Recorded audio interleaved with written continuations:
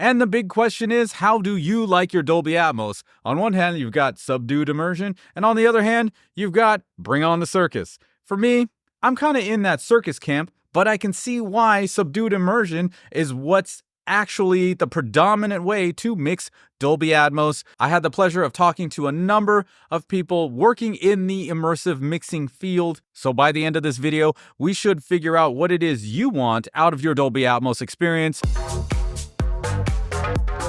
What's going on? What am I doing? Just the way we want to get. Let me let you do this. This is a community. This is we're a tribe.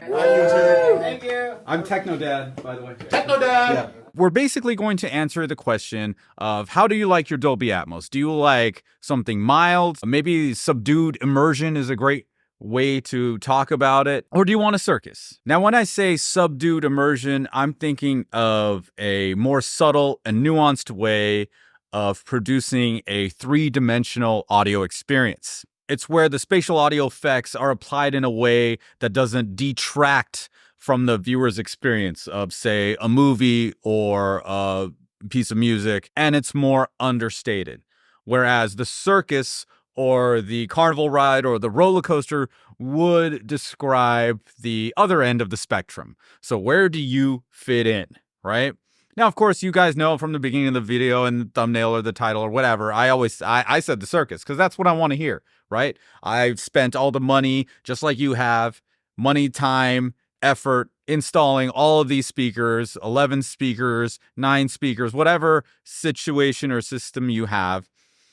And it's kind of like depressing when you don't get to hear the music from all of the different speakers. And of course, in this event, they talked a lot about catalog work, which essentially means they have to take this artist's catalog and make it immersive, right? I ran into Nick Reeves, and he's done the entire Bob Marley catalog in immersive, and that's a pretty big responsibility because everybody knows the songs, everybody knows the albums, and they already know what it's supposed to sound like. So now you have this, pressure to kind of not mess it up for the people that know what the songs sound like. There was one of the immersive mix engineers, his name is Roc. He had a lot of great insights as to experimentation and all that. And he told us about what it was like to mix the James Brown album in immersive, considering it came from a mono source. I worked on James Brown stuff recently. Yeah, and it was actually pretty interesting project because, you have 4 tracks, the stuff is in mono, and, I'm listening to it and I'm like, I don't think I want to change the mono experience with this. I mean, these fans would kill me if I did that. And then when you bring it into the immersive space, everything is like stereo. You know what I'm saying? There's a pair of everything. So I had to make a creative decision with it and bring it into the immersive space, but keeping the channeling of how they had everything panned in the mono sense. So it's like his drums were on the left side, bass was on one side. It was just a crazy toggle of panning. And it just literally felt like I took the record and just picked it up.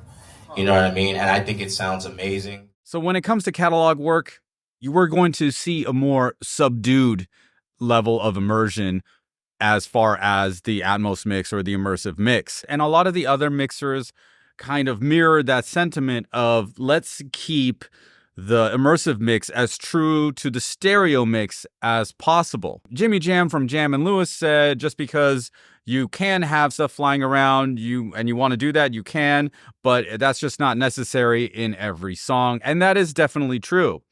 We have songs that are more inclined to be able to be turned into a circus, and that's why I choose mostly EDM or house music or any kind of electronic music, because there are synthesizers, there are these weird sounds that we don't know and have preconceived notion about where they're supposed to be in a stereo sound field, let alone a 3D sound field like Dolby Atmos. So that's why I choose to mix that type of music, because it lends itself to the circus, essentially. The opportunities for young talent to really express themselves with space in mind, as opposed to the limitations of space, to me, that's so exciting. Jimmy Jam followed up And I think to Manny's point, it's about these young artists now. When you give them these tools to paint with, the pictures are going to be absolutely amazing. New producers, new artists are going to grow up with immersive audio and Dolby Atmos, and they're going to create their songs with Dolby Atmos and immersive in mind so that it just starts that way. And they can make something very, very special. So they were all excited. However, most of them, at least right now, it's mostly going to be stay true to the stereo mix. Jimmy Jam gave a great example of two tracks that need two totally different things. On our album, there's two songs. There's a song by Heather Headley that we did that's all live instruments. And literally everything is placed almost like you're sitting in the middle of a band, listening to this and listening to her vocal. And nothing moves, there's no tricks, there's nothing that happens, and it's exactly what it is. But then we have another song that's an Usher song that literally is like a theme park ride of effects. It's like stuff is flying around. The cool thing is, once again, you use the technology to make the song feel the way it's supposed to feel. Usher's song is supposed to feel almost like a ride, so to speak, but Heather's song is supposed to sound very grounded and just musicians in the room, and that's the way you should feel when you listen. So the opportunities to do that are amazing. If Usher wants that roller coaster ride, then he should have that roller coaster ride. And sometimes if you have a very intimate song that should just be in the front, it's okay too. I don't think because we have not 13 speakers that you should use all of them as needed. And that's honestly my simple approach to it. He says to use them as needed, and that's his simple approach. And in his mind, who is he to change the artist's vision? And a lot of other mixers echo the same sentiment of, well, this artist spent 1 year, 2 years, 3 years creating this music.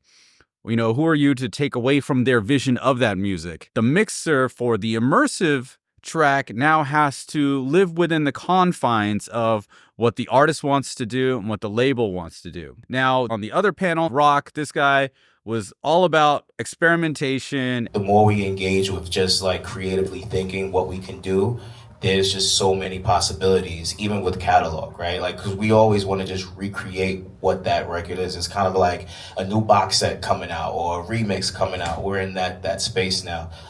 So again, it's an open door. Throw paint at the canvas. He referenced a Rihanna track. I got to listen to it here.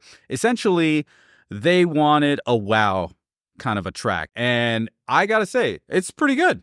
It's pretty good. Out of all of the Atmos mixes, I think he uses the speakers in a great way. And it does give you that level of Circus without being completely subdued. I liked it a lot, and I think he's on the right path as far as wanting to get the artists and the label to do something a little bit bigger, do something that's a little less subdued and more of what you and I, the consumers, want.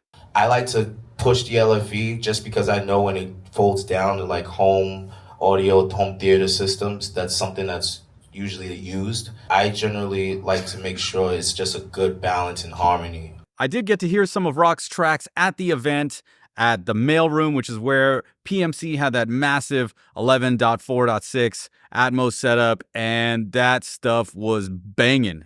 Very, very good. You should definitely check out his tracks. He's got a whole list of immersive audio credits online. You definitely got to check out that track. It's called Kiss It Better by Rihanna, and you can find it on Apple Music, no problem.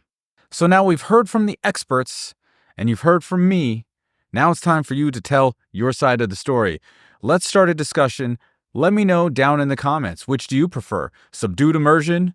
Bring on the Circus? Both? Should they make a subdued version and then make an experimental mix? Do you think the studios would pay for that?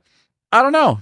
We're, again, just in this era where we don't know what's going to happen. And if this can get better, it's going to have to be through us kind of talking about it. So, yeah, let's do that. I'm glad you guys are loving our new Dolby Atmos test tracks.